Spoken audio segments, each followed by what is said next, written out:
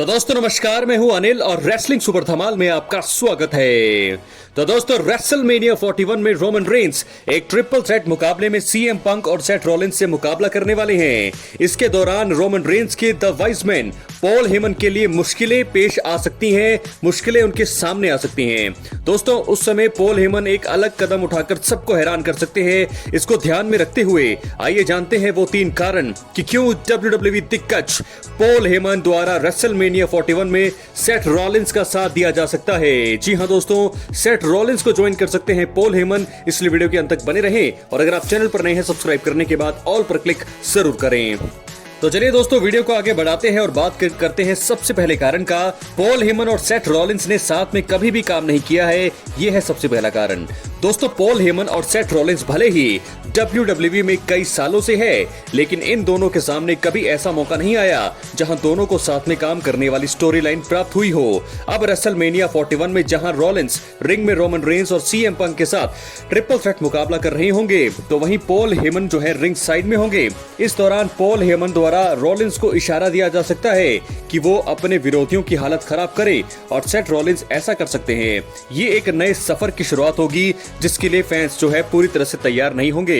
दोस्तों यह है पहला कारण। मुझे लगता है कि सेथ रॉलिंस की जीत हो सकती है, क्योंकि हम लोग जो है हमेशा एक ही प्रेडिक्शन पर हैं, एक ही हमारी प्रेडिक्शन रहती है, एक ही बैटिंग ओड्स रहते हैं कि रोमन रेंस जीतेंगे या सीएम पंक फेवर के चलते जीतेंगे, लेकिन कुछ उल्टा भी हो सकता है। वो तीसरी चीज भी हमें देखने को मिल सकती है जो है सेथ रॉलिंस की जीत। जी हां दोस्तों, इसीलिए पहला कारण यही है कि सेथ रॉलिंस और पॉल हेमन ने कभी साथ में काम नहीं किया है, जिसके चलते रेसलमेनिया 41 में अब शायद ये हो सकता है। बात करेंगे दूसरे कारण का। रोमन रेंस और सीएम पंक के बीच की स्टोरी में पॉल हेमन किसी की मदद से दोनों को निशाना बनाना चाहेंगे। जी हां दोस्तों, रोमन रेंस के वाइजमैन पॉल हेमन के लिए अपने फॉर्मर क्लाइंट सीएम पंक को दिया गया फेवर का वादा मुश्किल का सबब बन रहा है। इसका जिक्र पिछले हफ्ते हुए आखिरी स्मैकडाउन एपिसोड में हुआ था, जहां सीएम पंक ने बताया था कि उनका फेवर अभी भी बाकी है। ऐसे में आने वाले समय में रोमन अपने करीबी से पूछ सकते हैं कि वो कौन सी बात है जो पॉल हेमन उनसे छुपा रहे हैं। पॉल हेमन खुद को ऐसी सिचुएशन में नहीं देखना चाहते होंगे और ऐसे में वो सेथ रॉलिंस को अपने साथ जोड़ सकते हैं। दोस्तों सेथ रॉलिंस की पंक और रेंस से दुश्मनी है, और अगर द विजनरी सेथ रॉलिंस का साथ पॉल हेमन को मिल जाता है तो इस तरह से पॉल हेमन एक तीर से 2 निशाने साध सकते हैं। यानी कि सेथ रॉलिंस से जो है पॉल हेमन जो है एक चीज कर सकते हैं, पंक और रोमन पर निशाना साध सकते हैं पॉल हेमन। तो ऐसे करने के लिए वैसे भी वो जाने जाते हैं, तो मुझे लगता है कि ऐसा पॉल हेमन दोस्तों कर सकते हैं। क्या है आपकी राय? अपनी राय कमेंट बॉक्स में जरूर दें। अब हम बढ़ेंगे अपने तीसरे और आखिरी कारण की। तो दोस्तों वो तीसरा कारण क्या हो सकता है? WWE सुपरस्टार सेथ रॉलिंस के पास अपने 2 विरोधियों के पास जबरदस्त स्टोरी करने के साथ बढ़िया मौके पाने का भी एक सबसे बड़ा सुनहरा मौका होगा। सेथ रॉलिंस की रोमन रेंस के साथ स्टोरी बहुत ही पुरानी है। 2014 में रॉलिंस ने रोमन रेंस और अब WWE तथा द शील्ड का हिस्सा रहे डीन एम्ब्रोस पर चेयर से हमला करके धोखा दिया था। वहीं पंक के साथ सेथ रॉलिंस की स्टोरी भी काफी समय से चल रही है। अब अगर देखा जाए तो जिसने भी पॉल हेमन का साथ पाया है उसका करियर बहुत आगे बढ़ा है। पंक का पिछला WWE सफर हो या फिर 2020 से लेकर अब तक रोमन रेंस का काम, दोनों का ही काम इस बात को कंफर्म करता है। अब अगर रॉलिंस भी पॉल हेमन का साथ ले लेते हैं तो उससे यह भी तय हो गया है कि उन्हें बड़े मौके मिलेंगे और साथ ही 2 बड़े विरोधियों के साथ स्टोरी कर सकेंगे। तो दोस्तों मुझे तो ऐसा लगता है कि जरूर यहां पर सेथ रॉलिंस जो है पॉल हेमन के साथ ज्वाइन कर सकते हैं। बहुत ही बड़ा मौका होगा सेथ रॉलिंस के लिए। सीएम पंक और रोमन रेंस के साथ वो काम कर चुके हैं, दोनों को ही WWE में बहुत ही ज्यादा सफलताएं वो हासिल करवा चुके हैं। तो ऐसे में जब सीएम पंक जो है उनसे फेवर की मांग करेंगे तो ऐसे में रोमन रेंस उन पर देखेंगे, तो ऐसे में दोनों ही सिचुएशन से बचने के लिए शायद सीएम पंक को और रोमन रेंस को निशाना बना सकते हैं पॉल हेमन और रेसलमेनिया 41 में कुछ ऐसा कदम उठा सकते हैं जिसकी किसी ने कल्पना भी नहीं की हो, और ये हो सकता है सेथ रॉलिंस का साथ देना।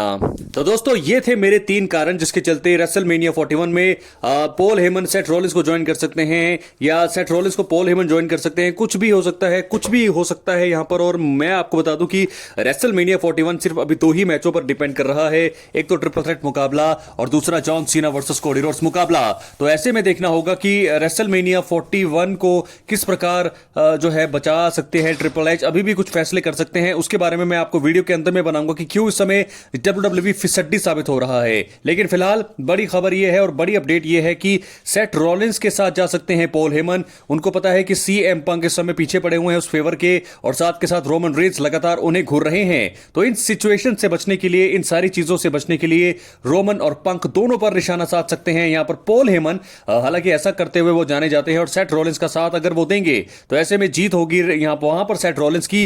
रोमन रेंस और CM पंक धराशायी पड़े होंगे, और उसके बाद सेथ रॉलिंस के साथ पॉल हेमन का जाना ये बात आपको जाहिर कर देगा। मेरी इस वीडियो को आप देख लेना जब यहां पर अगर ऐसा होगा तो मैं आपको बता दूं कि अगर ये पॉल हेमन सेथ रॉलिंस के साथ ज्वाइन कर गए रेसलमेनिया 41 को, तो मेरी इस वीडियो को आप याद करना, इस वीडियो पे आकर आप देखना और सुनना कि मैंने क्या कहा था सेथ रॉलिंस के बारे में, पॉल हेमन के बारे में। तो इस सिचुएशन से बचने के लिए मुझे लगता है कि CM पंक का वो फेवर, पॉल हेमन काफी डर रहे हैं उस फेवर से, साथ के साथ रोमन रेंस का उनको बार बार देखना, घूरना और गुस्से से देखना, तो इस चीज से भी पॉल हेमन को डर है। इन दोनों ही सिचुएशन से बचने के लिए पॉल हेमन द्वारा सेथ रॉलिंस को ज्वाइन करना एक कदम हो सकता है, जिसके चलते वो दोनों से ही अलग होना चाहते होंगे। तो सेथ रॉलिंस की जीत होगी दोस्तों, हम लोग कह रहे हैं कि रोमन रेंस जीतेंगे, हम लोग बात कर रहे हैं CM पंक की जीत होगी फेवर के चलते। लेकिन तीसरी बात यह भी हो सकती है कि सेथ रॉलिंस जीत जाए, इसके भी चांसेस ज्यादा हैं। तो क्या सेथ रॉलिंस जीतेंगे? क्या पॉल हेमन और सेथ रॉलिंस साथ में काम करेंगे? पहली बार अपनी राय कमेंट बॉक्स में जरूर दें। चैनल पर नए हैं दोस्तों, सब्सक्राइब करने के बाद ऑल पर क्लिक करें, क्योंकि ये फ्री है और यहां आपको हर प्रकार की रेसलिंग जगत से जुड़ी हुई तमाम जानकारी मिलती है और मिलती रहेंगी। तो ऐसे में हम पहली बार देखेंगे सेथ रॉलिंस को पॉल हेमन के साथ काम करते हुए, बहुत ही बड़ी बात होगी।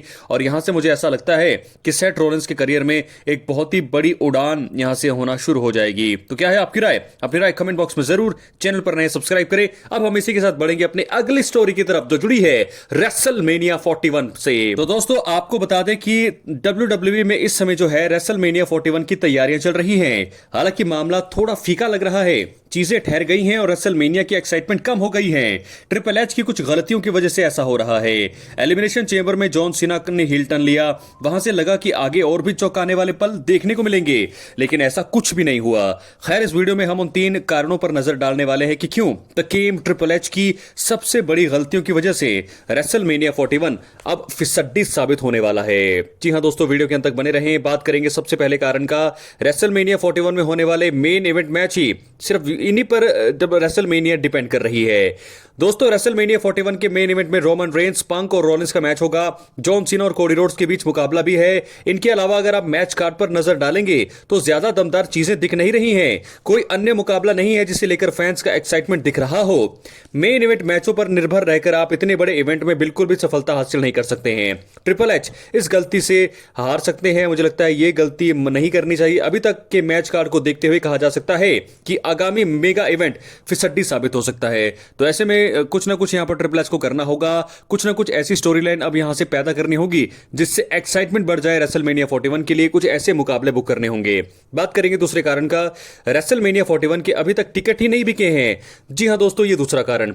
हाल ही में रेसलटिक्स ने अपनी रिपोर्ट में बड़ा खुलासा किया है। कहा गया है कि रेसलमेनिया 41 की टिकटों की बिक्री में भारी गिरावट आई है। ट्रिपल एच ने टिकट भी काफी महंगे किए हैं। यहां से एक चीज और पता चलती है कि रेसलमेनिया के लिए फैंस का एक्साइटमेंट बहुत ही ज्यादा कम है। आपको बता दें, रेसलमेनिया 22 में सबसे कम टिकट बिके थे। इसके बाद से इस साल ऐसा होने की उम्मीद अब जताई जा रही है। कहीं ना कहीं ये WWE के लिए बहुत ही शर्मनाक बात है। तकीम ट्रिपल एच के पास अभी भी अपनी गलती सुधारने का थोड़ा वक्त बचा हुआ है।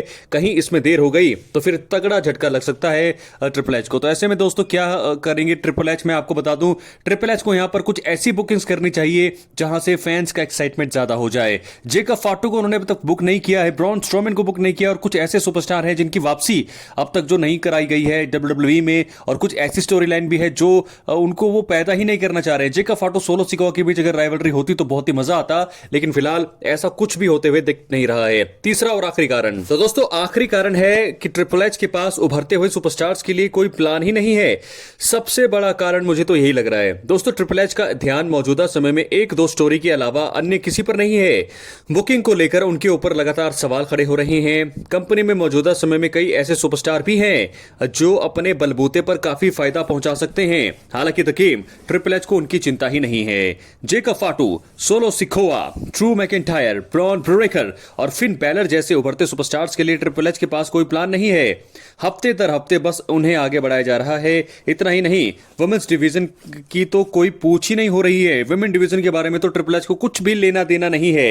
इन चीजों को देखते हुए कहा जा सकता है कि रेसलमेनिया 41 को ज्यादा खास सफलता नहीं मिलने वाली है। दोस्तों, जैसा हमने रेसलमेनिया 40 के साथ देखा वैसा हम 41 के साथ नहीं देख सकते हैं, इसकी आप गारंटी लीजिए, क्योंकि बहुत ही ज़्यादा चीज़ें खराब हुई हैं रेसलमेनिया 41 को लेकर के। जब जॉन सीना ने हील टर्न लिया तो वहां से रेसलमेनिया 41 का एक्साइटमेंट बहुत ज़्यादा बढ़ गया। वहां से लगा कि अब चीज़ें बदलेंगी, लेकिन उसके कुछ एक हफ्ते बाद ही चीज़ें सारी ठंडी पड़ गई। रोमन रेंस और जॉन सीना, ये जो दो मैच हैं, ट्रिपल थ्रेट मुकाबला और जॉन सीना कोडी रोड्स, ये दो मैच ही हैं जो मुझे लगता है कुछ थोड़े बहुत चार चांद लगा सकते हैं शो को। लेकिन इन दो मुकाबलों से आप इतने बड़े इवेंट को, जो कि साल का सबसे बड़ा इवेंट है, नहीं सफलता हासिल करवा सकते हैं। तो ऐसे में ट्रिपल एच को क्या करना होगा? बहुत सारे सवाल है दोस्तों। ट्रिपल एच को बहुत सारी चीज़ें यहाँ पर करनी होंगी। अब तो एक और कुछ स्टोरियों को ऐसे उनको लाना होगा जिसके चलते रेसलमेनिया 41 की एक्साइटमेंट ज़्यादा हो जाए। अब खुद पुराने जो है हमारे, जैसे स्टोन कोल्ड की बात हो रही है, गोल्डबर्ग की बात हो रही है, stone cold, Steve Austin, Goldberg, Undertaker की वापसी कराई जा सकती है, ब्रॉक लेसनर की वापसी कराई जा सकती है। ये सारी चीज़ें अगर होगी तो ज़रूर रेसलमेनिया 41 एक कामयाब होगा। लेकिन अगर ये सारी चीज़ें नहीं हुई दोस्तों, तो मैं आपको बता दूं कि अभी तक अगर ऐसा ही चलता रहा तो जब 2 हफ्ते हम बचे हैं, 2 हफ्ते दूर हैं हम रेसलमेनिया से, तो पूरी तरह से फिसड्डित साबित होने वाला है रेसलमेनिया 41 का सबसे बड़ा मेगा इवेंट। क्या है आपकी राय? अपनी रेकमेंड बॉक्स में जरूर दे। चैनल पर नए सब्सक्राइब करें दोस्तों। मिलते हैं अगले वीडियो में। बहुत बहुत धन्यवाद।